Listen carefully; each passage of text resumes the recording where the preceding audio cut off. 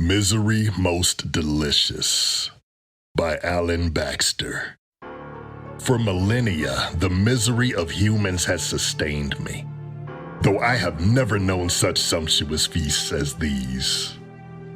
Time and again, the human race surprises me with its pathological ability to bring wretchedness down upon itself. I walked the sands of Jericho as trumpets blared and voices roared and the walls fell. I feasted then while every man, woman, and child screamed as they were slaughtered, supping up that despair as an indolent king takes wine from a golden goblet. I strolled in the footsteps of the Israelites as they sacked Canaan, and their legacy engorged me. I fed at the first genocide as Carthage was destroyed, and I lounged in a tent with Alexander as he crushed the fatigued Persians, drinking in their laments as the Macedonians soaked the earth with their blood. I stalked this fetid earth from Crimea to England in the wake of the Black Death that reduced humanity's numbers and its will, celebrating that invisible, unstoppable, insatiable wave of bereavement. I laughed as the Inquisitors tortured and violated minds and bodies, terrifying humans away from evils the Church itself created. I thought then that humanity had reached its peak of imposed suffering, but I was wrong. Has ever humanity suffered so much as at the hands of religiously sanctioned atrocities? How many times have I taken sustenance from the anguish of families as blood washed the streets of Constantinople?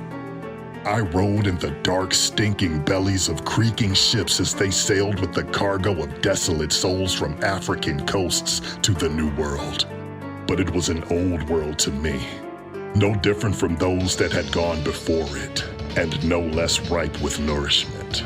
Wherever spirit is crushed, wherever hope is torn away, wherever light is snuffed with anger, greed, and hatred, there walk I for the history of humanity. I have learnt, and never have I gone hungry.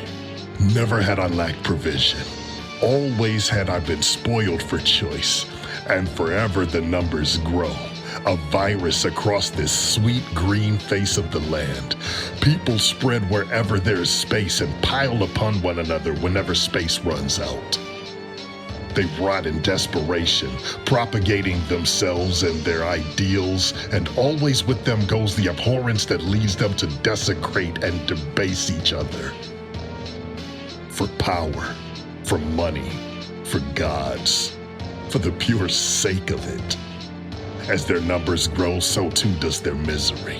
And their misery is the nectar I live for.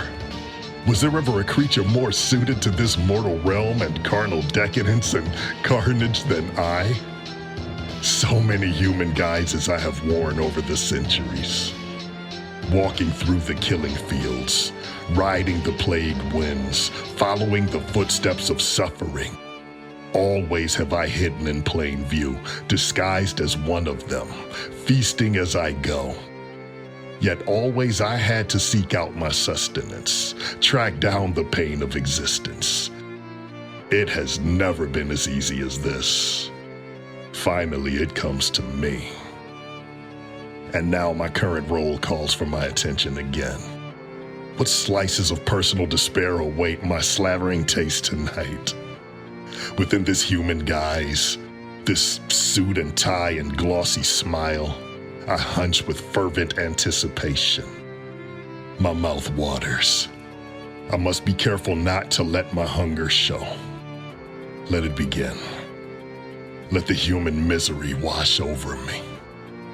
I clear my throat and speak through this modern medium of mass communication that brings the desolation directly to my tongue. Good evening, ladies and gentlemen. Welcome to another edition of A Current Today.